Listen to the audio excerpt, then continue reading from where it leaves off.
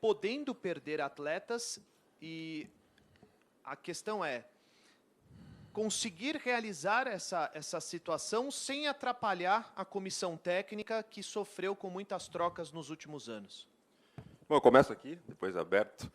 Bom, primeiro de tudo, quer dizer, a situação do São Paulo não é diferente da maioria dos clubes aqui do Brasil, muito pelo contrário, e o São Paulo tem aí como algo positivo a formação de diversos jogadores talentosos que chamam a atenção do mercado. O ano passado, em 2019, a gente investiu bastante, formou um grupo forte, mesclando jogadores de mais experiência com, né, o nível aí do Daniel Alves, né, o capitão da seleção brasileira, tudo o que ele representa dentro e fora de campo. Então, foi uma construção aí de um elenco forte, e isso não impediu da chegada e amadurecimento, chegada de alguns jovens e amadurecimento de outros jovens, que são ativos do clube.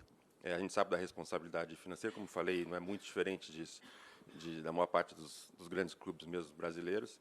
E a gente hoje tem um número de jogadores jovens, talentosos, que chamam a atenção do mercado grande. Então, a questão de equacionar esses ativos, o momento, e acho que a gente tem hoje, além dos jogadores que chamam a atenção do mercado, que em vários clubes, vários jogadores, a gente também tem substitutos, né, já treinando com a gente há algum tempo, que podem também, caso de uma saída, já ter uma substituição à altura. Boa tarde a todos, feliz ano também. Só complementando o que o Raí falou, Ivan, acho que uma coisa a se destacar, né, é que no fim do ano passado a gente sabe que existe o exercício fiscal, que acaba em 31 de dezembro, enfim, não só no São Paulo, como todas as empresas. Mas a gente sentiu no mercado do ano passado, principalmente o mercado vendo as notícias que estavam circulando por aí, na questão do déficit, da necessidade de venda, a gente sentiu o mercado um pouco apostando nisso, apostando nessa necessidade neste momento, para talvez trazer valores de jogador que a gente entende, na nossa opinião, para baixo. E é por isso que a gente acabou não concluindo algumas situações do ano passado, porque a gente não sentia que, em nome do exercício fiscal, por mais importante que ele seja, nos fazia sentido depreciar um ativo que seja nosso. Então, complementando o que o Raí falou, o São Paulo sempre, e os jogadores do São Paulo, principalmente os mais novos, mas não só os mais novos, né, tem outros jogadores que também têm valor de mercado, eles estarão sempre girando no mercado, no nome dos clubes grandes de fora e etc. Mas o mais importante disso é ratificar que o São Paulo tem ativos, né? Lógico que se a gente quisesse resolver essa situação do dia para a noite, a gente podia pegar os nossos ativos, fazer um pool de ativos aqui, vender todo mundo, e a gente ia botar tranquilamente 250, 300 milhões de reais para dentro, mas não é o que a gente quer. Não é do que o São Paulo vive, não é do que o São Paulo se alimenta, e é por isso que a gente não faz isso. O nosso desafio está sempre encontrar o balanço, exatamente da tua pergunta, entre vender os atletas na hora certa, no momento certo, pelo preço que a gente entende adequado, sem que prejudique o clube, né? Entrando um pouquinho já neste mercado aqui, independentemente se algum jogador sair agora, próximo ou não, eu acho que o mais importante é que a estrutura do time vai continuar, né? Claro que pode um ou dois saírem, a gente não sabe, a gente ainda não tem sinalização disso tão concreta para falar. A sinalização concreta que a gente tem é que o nosso time, a nossa espinha dorsal do time, ela permanece. E é isso que a gente tem valorizado já há algum tempo, não de hoje. Raí, perguntar para você, por favor. Você, nesses 2 últimos anos, fez uma montagem de time do São Paulo, né? Você falou que começou ano passado, mas já havia algumas contratações sendo feitas em 2018. E o ano passado, principalmente, você disse, olha, estamos montando uma base forte para colher frutos futuros.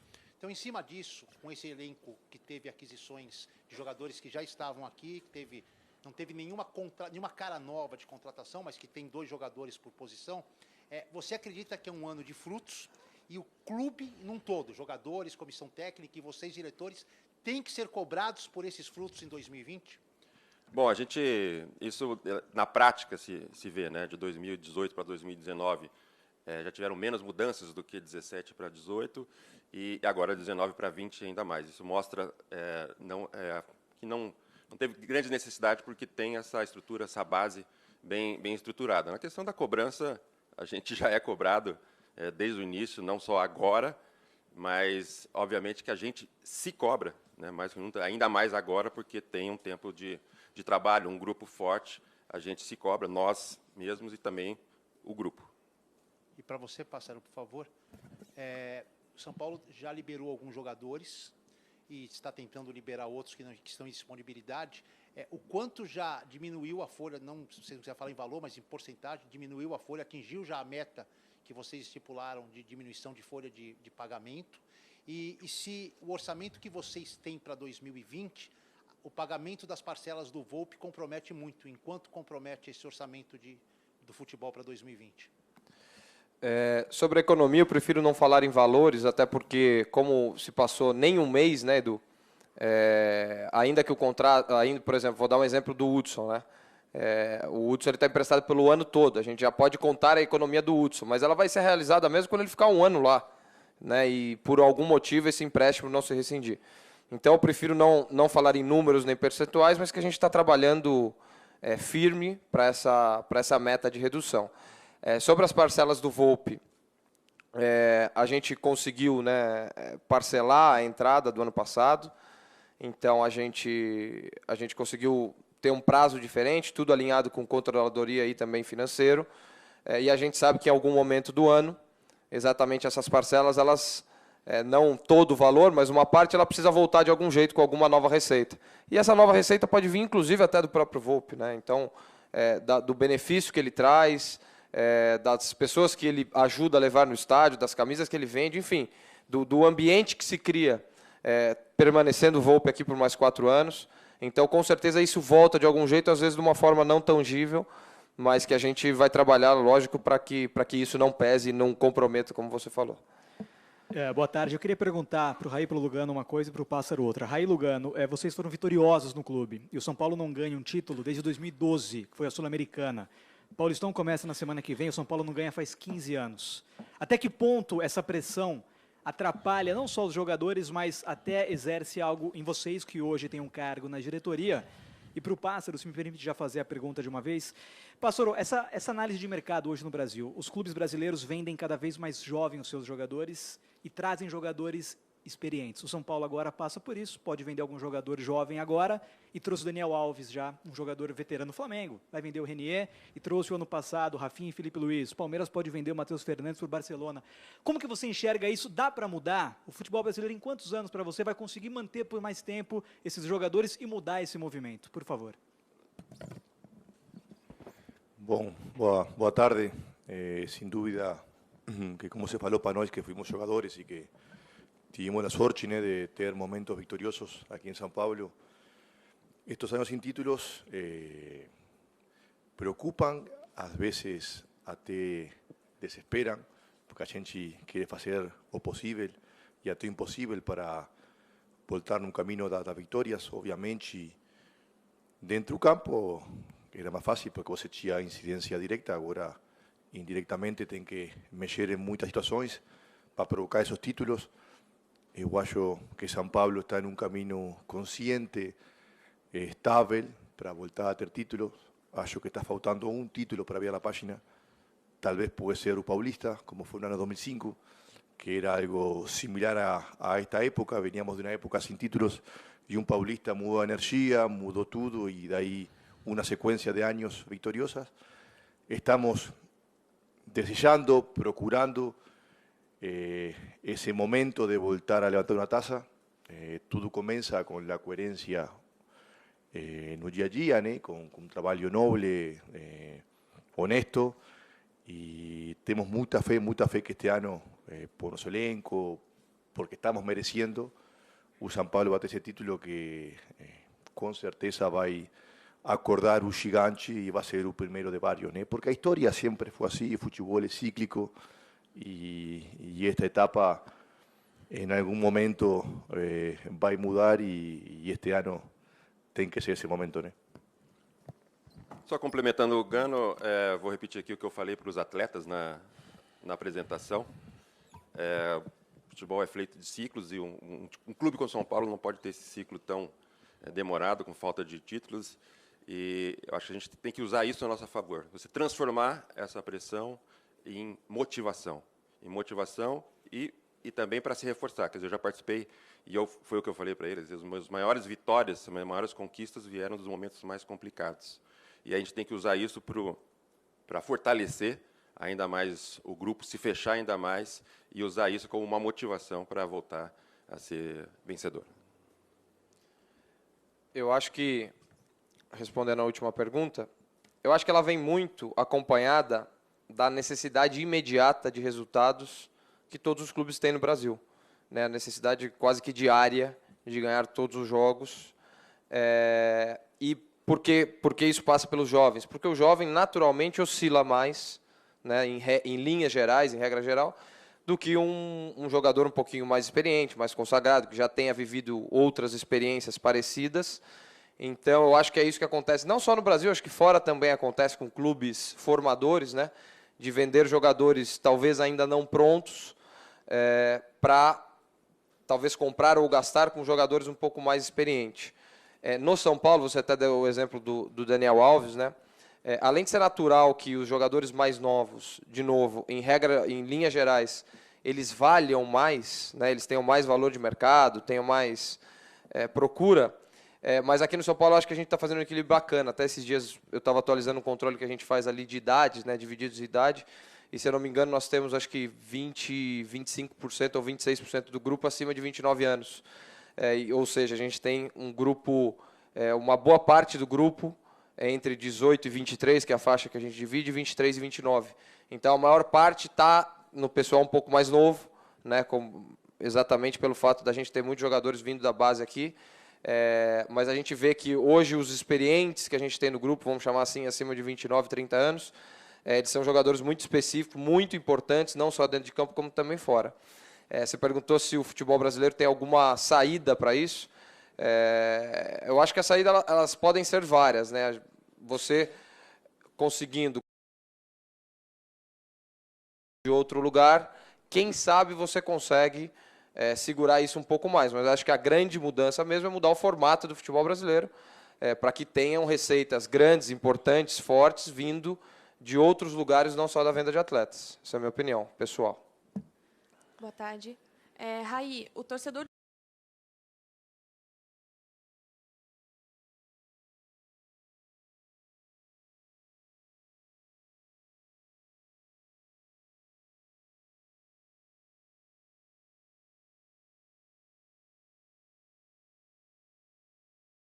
proximidade maior esse ano com o futebol. Bom, eu estou muito satisfeito com o elenco que a gente construiu nesses últimos anos, muito confiante, mas, obviamente, a gente não fecha os olhos para o mercado, para oportunidades, e sempre em contato, em discussão, em troca de ideias com a comissão técnica para ver qual a posição que a gente pode acrescentar algo a mais ou não. Não é a prioridade, mas a gente está sempre atento. Lula? Não, bom, como eu já falei para Raí várias vezes, todo momento que eles precisarem de mim em qualquer circunstância ou situação, a gente vai estar. Obviamente que este ano é especial porque a gente está necessitando muito de um título e temos que direcionar todas nuestras energías y até conocimiento para tentar dar lo mejor, para dar sustento ao elenco, para dar un nexo también con la torcida, con el club. Hay muchas cosas que se pueden hacer para mejorar y yo estoy siempre 100% a disposición para hacer todo lo que pueda, todo lo que usé, todo lo que tengo para intentar que San Pablo vuelva a dar alegría al torcedor. Y sinceramente yo acho que estamos muy próximos y va a ser en consecuencia de esa buena energía, ese buen trabajo que a gente tenta hacer día a día, né? Sobre Everton e Felipe Trellis, né? São dois jogadores que interessam sim ao Cruzeiro. O Cruzeiro nos informou, mas a partir do momento que há o interesse e há o acerto da nossa parte aqui, né, que a gente já se acertou com o Cruzeiro, aí é uma negociação de Cruzeiro com Everton Felipe e Trellis, respectivamente, que não foi solucionada ainda, e a gente está aqui em stand-by, esperando para ver se eles se desenvolvem lá. Da nossa parte, com o Cruzeiro, já está certo e nunca envolveu uma coisa ou outra, né? Foi uma coisa que o Cruzeiro viu com bons olhos, se conseguisse levar os dois, porque já resolvia 2 problemas do elenco deles de uma vez só. Mas para nós nunca esteve vinculado que se levar um precisa levar outro, ou ao contrário. Sobre o Bissoli, Guilherme Bissoli, um jogador que foi formado aqui no São Paulo, ele assinou um contrato, na época, um contrato de trabalho, se eu não me engano, de 3 anos, contrato esse que venceu e que ele não quis renovar. Vou ser um pouquinho longo na minha resposta, só para que você entenda a questão da lei. A lei Pelé, né, aqui no Brasil, ela diz que o clube formador ele tem o direito, ele tem a preferência na renovação do primeiro contrato. O que isso quer dizer?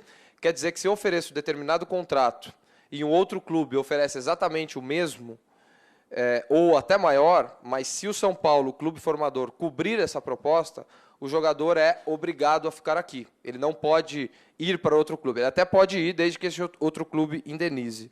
Há um ano atrás, a gente teve exatamente esse episódio com o Atlético Paranaense, né, que fez uma proposta para o Bissoli, nós equiparamos, eles fizeram outra, nós equiparamos de novo, motivo pelo qual ele não foi para o Atlético Paranaense naquela oportunidade, senão o Atlético Paranaense teria que pagar uma indenização para a gente. Ele acabou indo, se eu não me engano, em abril, para um clube da 2ª divisão do Paraguai, um clube de empresários, onde ele se vinculou, ficou lá, a gente não tem os dados se ele jogou ou não, e ontem ele reapareceu no Atlético Paranaense, emprestado, porque a gente consultou no sistema da CBF. Então é uma coisa que a gente vai ter que resolver, a gente vai ter que entender se há uma coincidência de fatos ou se isso já estava planejado e previsto desde então, e se o tribunal ou as pessoas que forem julgar esse caso entenderem que a coisa ela é esta desde o começo, o São Paulo tem o direito a uma indenização, né? A verdade é que ele não quis renovar o contrato aqui conosco, e agora tem essa situação que a gente precisa resolver. Ela é super nova porque ele apareceu ontem lá no amistoso que o Atlético Paranaense fez. Embora você não tenha perguntado, quero aproveitar a oportunidade para esclarecer outro caso que às vezes muita gente pergunta, que é a questão do Léo Natel, né? O Léo Natel é um jogador que estava aqui, que foi emprestado primeiro para o Fortaleza, foi bem no Fortaleza, depois ele foi para o Apoel por 1 ano de empréstimo com opção de compra de 2,5 milhões de euros. Essa era a opção de compra que o Apoel tinha.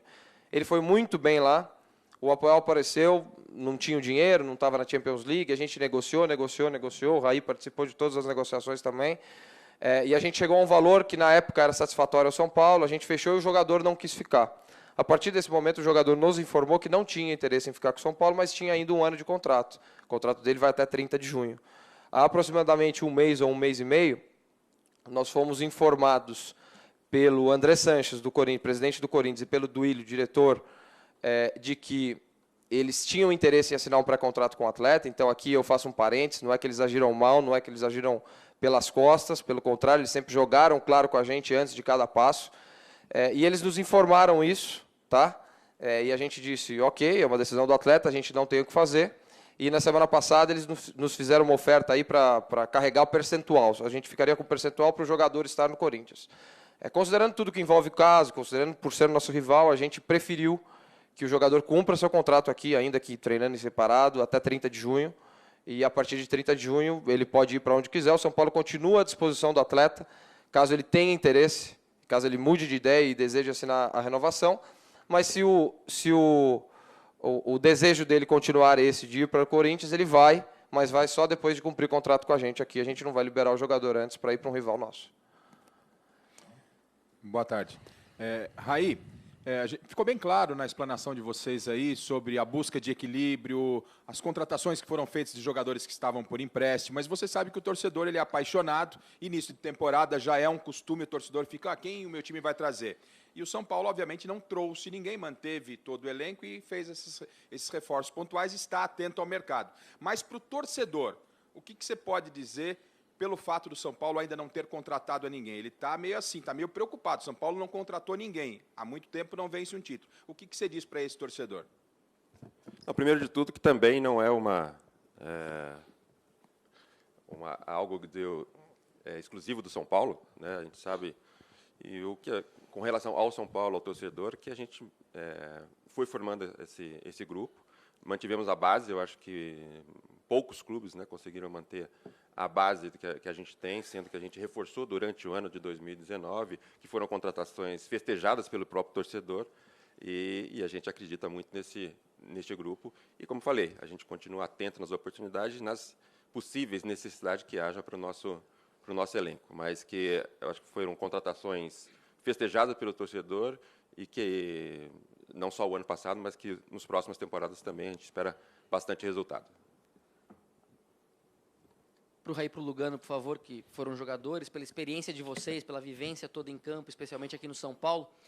Queria que vocês falassem um pouco mais sobre o perfil do Diniz, o que é que chama a atenção em vocês em relação à filosofia de trabalho dele, não só dentro de campo, mas no dia a dia, na cobrança com jogadores, aqui no CT. Bom, especificamente eu não conhecia o Fernando, obviamente, né? Y sin entrar en detalles tácticos, técnicos, que cada entrenador tiene su particularidad y Diniz tiene la de él, lo que más me motiva, o más gosto de él es la forma como él se comunica con el universo São Paulo, jugadores, directores, funcionarios, presidente, tiene una comunicación, un lenguaje fluido, muy importante no día a día, que para quem jogou sabe que estão o mais importante até que temas tácticos, né? O fator humano, o relacionamento, o ambiente bom, isso é muito importante e quando parte isso do comandante, que é o treinador, acho que motiva, que ilusiona e é o que eu vejo dele como una ferramenta importantísima. Él es psicólogo de profesión, tal vez eso tenga mucho a ver y tal vez por eso que tantos jugadores, no solo aquí, sino por donde él pasó, gustan tanto de él, ¿no? No es normal en un mundo de fútbol. La gente puede garantir eso, que un entrenador sea bien falado por la mayoría de jugadores por donde pasó. Entonces, veo en eso ahí una arma importante para él tentar conseguir resultado, independe do sistema táctico. Não quero nem saber, eu quero ganhar como todo torcedor São Paulino, né? Bom, só para complementar, um treinador que tem uma filosofia muito clara de jogo, uma proposta que trabalha como poucos, tanto a parte teórica, a parte prática, que vocês acompanham aqui, quando tem oportunidade, e também a parte emocional. Acho que essa é a força dele. Ser forte em todos esses aspectos e construindo um sistema de jogo que seja bastante consistente a cada tempo de trabalho que a gente vê o resultado aqui, né? Não só pelo tempo de trabalho, mas também em todas as fases do jogo, que é muito trabalhado.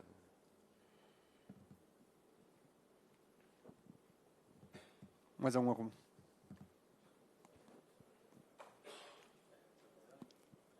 Sobre o Valse, na verdade a reposição ao Valse, se vocês pretendem ir ao mercado ou se a solução vai ser mesmo o Rodrigo e se as burocracias para o Rodrigo voltar já foram resolvidas. Não, sobre as burocracias, na verdade a gente tem uma cláusula no contrato com o Portimonense que a gente pode pedi-lo de volta, né, exatamente nessa janela de começo de ano. Então, acho que a decisão ainda não está tomada, porque a gente tem outros zagueiros aqui, zagueiros que estão jogando a copinha. É uma solução que deve ser, sim, caseira, porque a gente acredita muito no nível de todos. De novo, eu já disse isso aqui uma vez numa entrevista, quando a gente empresta, e vou pegar o exemplo do Rodrigo Portimonense, isso não quer dizer que a gente necessariamente quer tirá-lo daqui. Talvez a gente quis dar minutos, ou uma experiência, ou uma vivência, que seria difícil ele conseguir aqui. E agora, 6 meses lá depois, ele jogou os jogos, jogou num sistema diferente, foi para a seleção lá, né, atuando pelo Portimonense. A gente está debatendo aqui, vai acabar de debater com o Diniz, e é o caso de pedi-lo de volta para suprir essa carência do Valse por causa da lesão. Pode ser, boa tarde, pode ser para o Pássaro, para o Raí. Sobre a situação do Antony, teve muito assédio no ano passado, e acho que é ele que talvez melhor configura essa situação que o Pássaro falou, de jogador que é valioso no mercado e que, se fosse vendido em dezembro, talvez fosse por um valor abaixo, em função do déficit fiscal.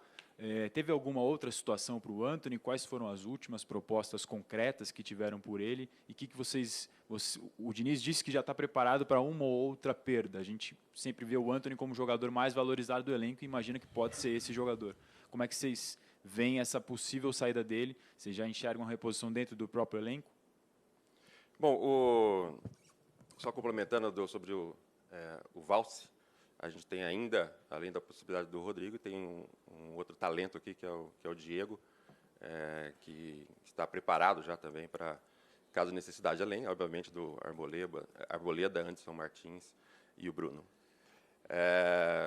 O Antony, ele vem crescendo, amadurecendo, mostrando cada vez mais personalidade e consistência no jogo e, obviamente, chama a atenção de vários clubes. A gente não pode abrir muito aqui a questão das negociações, mas é um jogador que, quanto mais demonstra na prática as suas capacidades, ele acaba atraindo e chamando ainda mais atenção.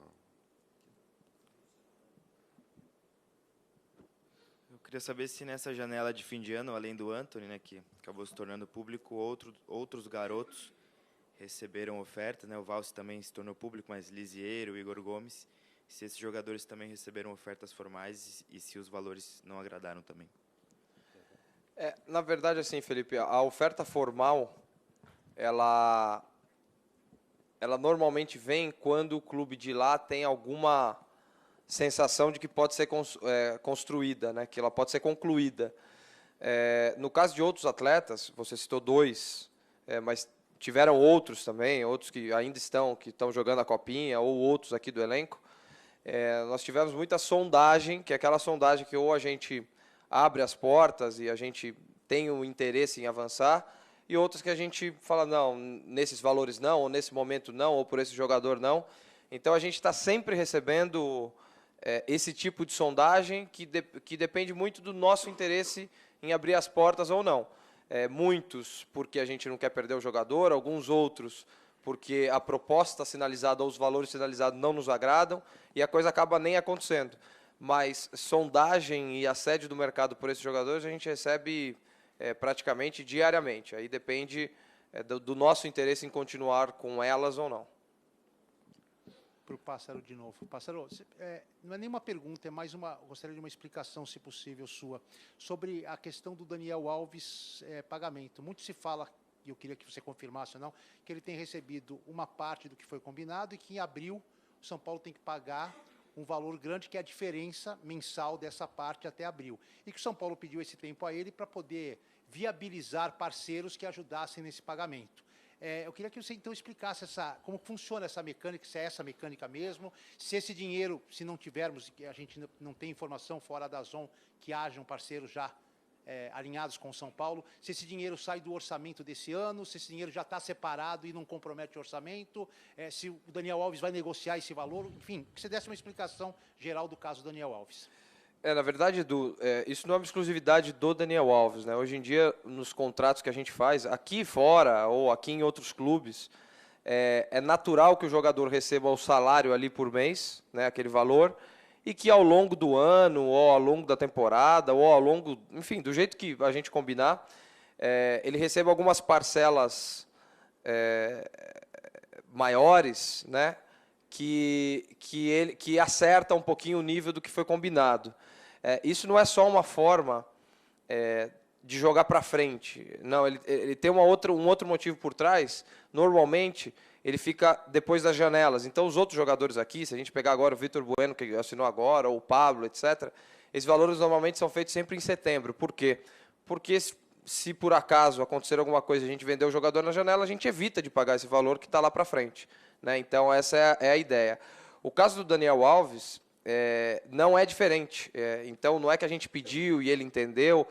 Fez parte da mecânica, como faria de qualquer jeito, porque é melhor que ele receba essas parcelas já programadas maiores do que no mês a mês, porque no mês a mês a gente tem N necessidade aqui para pagar aqui, pagar ali, e às vezes a coisa acaba acontecendo melhor assim. Sobre os parceiros, esse pagamento não depende dos parceiros, esse pagamento já está contratado e já está no orçamento do São Paulo. O São Paulo já conta com isso. Caso entre novos parceiros além da DAZN, lógico que esse valor é abatido e, assim, por consequência, a gente vai costurando. Você tinha feito a outra pergunta sobre o Daniel? Não. Na verdade, é um orçamento. Ele está dentro do orçamento do futebol. Se houverem novos parceiros, novas receitas, exatamente, vai acabar tirando a diferença daí, vai abater, o Raí me lembrou a palavra aqui, mas vai abater na diferença daí, e a gente continua. De novo, o nosso projeto Daniel Alves, quando a gente assinou um contrato longo com ele, não é para que a gente consiga todos os parceiros nos primeiros 6 meses de contrato. Isso pode acontecer ao longo do tempo, com a performance dele, com a ida à seleção, com a necessidade, às vezes a Copa do Mundo, esse mercado vai estar um pouco mais aquecido, então, do mesmo jeito que o nosso projeto esportivo para ele é longo, esse nosso projeto de arrumar parceiro também é longo, vai até o último dia de contrato dele. Existe uma equipe interna e outra equipe externa trabalhando nisso, e a gente tem certeza que as oportunidades vão aparecer em breve.